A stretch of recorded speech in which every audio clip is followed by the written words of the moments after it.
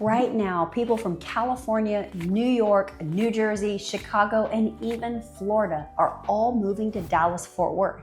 But here's the problem. They're not all choosing the same areas. And we've seen a lot of people move here, pick a suburb that looked really good online, and realized pretty quickly it didn't actually fit their lifestyle. So in this video, we're gonna break down where people from each of those places are actually ending up, why they're choosing those areas, and how to figure out which one actually makes sense for you before you make a very expensive decision. Hi, I'm Tiffany Caballero. I'm a top 1% agent here in the Dallas-Fort Worth area, and I would love it if you reached out, call or text me. I answer so fast, and I would love to get you the information that you need. Most people think they're moving to Dallas, but what they actually mean is they're landing in places like Frisco, Prosper, Celina, McKinney, Plano. That's where the majority of relocations are actually happening, and the key thing most people miss is that each of these areas attracts a completely different type of buyer, really depending on where they're coming from. So if you don't understand that part first, who typically goes where, and why, you're really just guessing, and that's how people end up in the wrong suburb. So I wanna really quickly break down what's actually driving people here. And the first one is people from California. They're moving to North Texas in waves because it offers something that's getting harder and harder to find on the West Coast. And that's space, opportunity, financial breathing room. In areas like Frisco, Prosper, and McKinney, buyers can get significantly more home for their money, often trading a smaller, older property for a newer build with more square footage, better schools, and a master planned community. So on top of that, Texas has no state income tax, which is a huge financial shift for high earners coming from California. And the job market, especially in tech, finance, and corporate headquarters, it's been exploding across the Dallas-Fort Worth area. But beyond the numbers, there's a lifestyle pull. It's cleaner, more organized suburbs, family-friendly environments, and a sense that you can actually get ahead instead of just keeping up. Now let's talk about people from New York and New Jersey. They're moving to North Texas for a reset both on lifestyle and financial pressure, because what they're leaving behind is high taxes,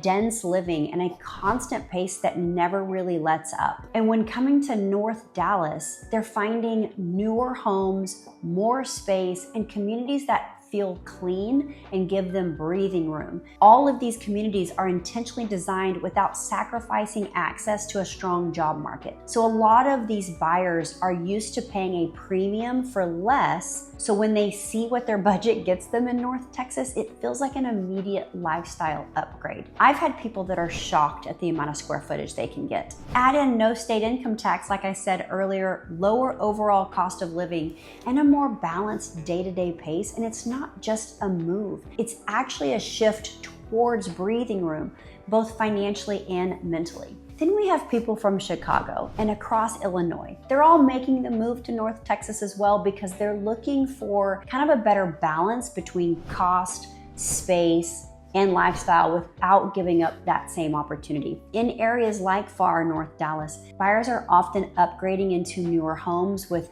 more square footage, larger lots, and more modern master and planned communities than they have up north. So something that can feel out of reach and overpriced in Illinois is reality here. Property taxes and overall cost of living can be more manageable depending on the area. And when you pair that with no state income tax, I keep saying it over and over and over, it creates real financial relief. But beyond the numbers, many are drawn to the growth, the job expansion, that family orientation throughout the suburbs, trading harsh winters and older infrastructures for a fast growing region where it feels like you're getting in ahead of the curve instead of staying stuck in that curve. And then of course, we've got people from Florida, and they're moving to North Texas for a very different kind of lifestyle upgrade. One that trades the unpredictable weather, rising insurance costs, and heavy tourism for stability, opportunity, and real long-term growth in cities like Frisco, Prosper, and Celina. They're finding newer homes, stronger school systems, and those master plan communities that people are really starting to love. They love the structure and it's less transient. While both states offer no income tax, Texas often wins overall, especially when it comes to property insurance and avoiding hurricane-related disruptions. So on top of that, the job market in the Dallas-Fort Worth area continues to expand rapidly, giving buyers not just a lifestyle change, but a strategic move into a market where it still feels there's room to grow and get ahead. And here's why this matters. Because each one of those groups tends to land in a different area based on what they value most. Frisco, it's easy. It's easily one of the most common landing spots that I personally see, especially from buyers coming out of California and New York or New Jersey. And the reason is actually pretty simple once you experience it. Frisco feels familiar, but in a way that's comfortable. It's not overwhelming, it's clean, it's very intentionally planned. Everything is where you expect it to be, and it just runs efficiently. You've got proximity to the major employers, strong school systems, tons of retail, restaurants, entertainment, and luxury outlets as well. It checks a lot of the boxes without requiring you to think too hard about how your day-to-day life is really gonna work out. And for a lot of relocations, especially when you're already dealing with the stress of moving states, that ease matters more than people really realize. So it feels like a really soft landing. But here's the part that doesn't always get talked about enough. You're absolutely paying for that convenience. Frisco's competitive. Price per square foot is higher than a lot of the surrounding areas. And homes here don't sit around for long, especially if they're in those really desirable pockets. And this is where I see the disconnect really happen sometimes, and particularly with California buyers. So on paper, it still feels like your money should go further here, and in some ways it really does, but not always to the level people expect once they're actually shopping in Frisco specifically. You're not buying a house here, you're buying a location, infrastructure, predictability, and really luxury. So who is Frisco really the best fit for? It's for someone who values that structure, the convenience, and that long-term resale and equity. Someone who wants to know that everything's already established, everything is accessible, and there's kind of that level of consistency in how the area performs over time. It's not going to surprise you. But what you do want to watch out for is assuming that it's automatically the best option without comparing it to what you could get just slightly outside of Frisco. Besides, sometimes without realizing it, you're paying a premium for the name and the location when a nearby area might actually fit your lifestyle better for less money. Prosper attracts a completely different mindset than Frisco, and you can feel that shift almost immediately. This is where people go when they're not just looking for a house, they're looking for a laid-back style upgrade. Bigger home, newer builds, more space between you and your neighbors. It gives you that feeling of, okay, this is what we moved for. I see a lot of California buyers land here when they really want to maximize what their money can buy in terms of size and newness. And a lot of Florida buyers are drawn to it because they're specifically trying to get away from the density and the potential tourism. They want breathing room. They want quiet. They want something that feels a little more spread out and a little less crowded. And that's Prosper. Okay, Prosper's land mass is smaller than both Frisco and Celina. And to just put it into perspective, you can get 2.5 Prospers inside of Frisco. That's the difference. But here's the part that really gets missed way too often, and I see this happen all the time. Prosper is a little bit of a trade-off. You're trading convenience for that space.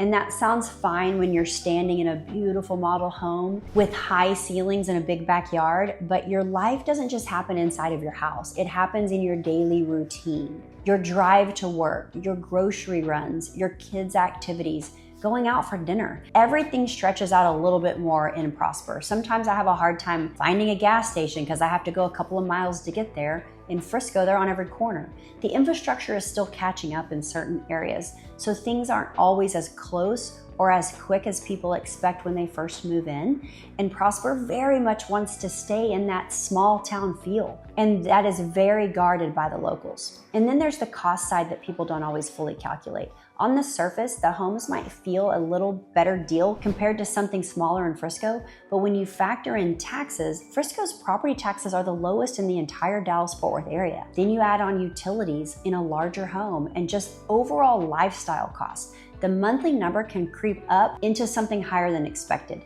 This is where people fall in love with the house itself, but they haven't fully thought through what their day-to-day life is actually gonna feel like living there. So who is Prosper the really right fit for?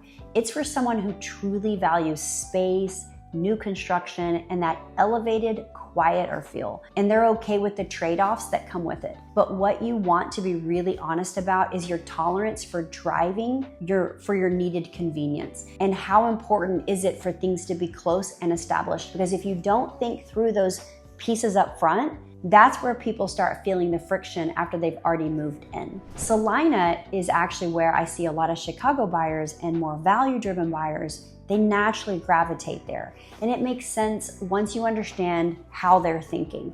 This is the area that feels like you're getting ahead of the market instead of chasing it. The entry point is more approachable. There's a ton of new construction, and there's this underlying feeling of, if I get in now, I'm gonna benefit as everything builds up around me. And for the right person, that can absolutely be the right move.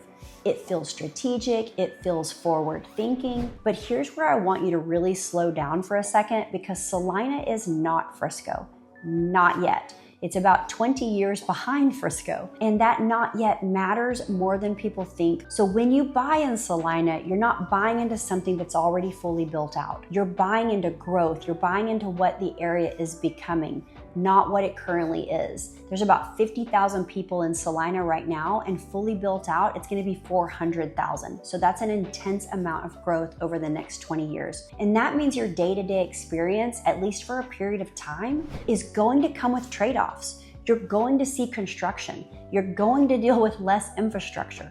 Things aren't always going to be as close or as fast or as convenient as you would like them to be, as they would be in a more established city. And your drives, whether that's work, errands, or just going out, are going to be longer. Now, for some people, that's exciting. They like seeing the progress. They like knowing they got in early. They're okay with a little bit of inconvenience now because they're focused on where it's going. But for others, they don't fully realize how that actually feels on a daily basis until they're already living in it. And that's when it can start to feel frustrating. So who is Celina really best fit for? I really think that it's someone who values getting in at a lower price point, wants new construction, and is comfortable playing that long game for future upside. But what you need to be honest about is your patience. Because the biggest thing to watch out for here is the timeline. Development will come, it's just a matter of when.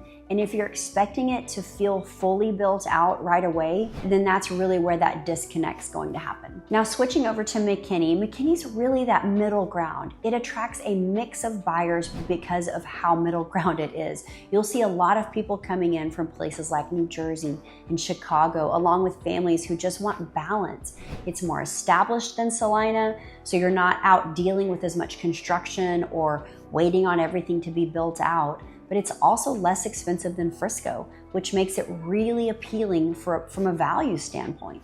And compared to Prosper, it just has more character, more trees, more variety in neighborhoods, and a little more of that lived-in feel. Their downtown is amazing. This is where people tend to land when they don't want extremes. They don't want to be too far out, but they also don't want to pay top dollar just for location. It's a great fit if you're looking for balance across price, location, and lifestyle. The only thing to watch out for is that it's not the newest option, and it's not always the closest to major employers. So depending on your commute and what you value most, that can matter. Now, Plano is one of the most overlooked options right now. And it's crazy that that is, because it's such a beautiful area. It's quietly becoming a really smart move, especially for buyers coming in from New York, New Jersey, and California, who care more about location than just getting something brand new. Because what Plano offers is something a lot of people don't fully appreciate at first. It's shorter commutes, established neighborhood,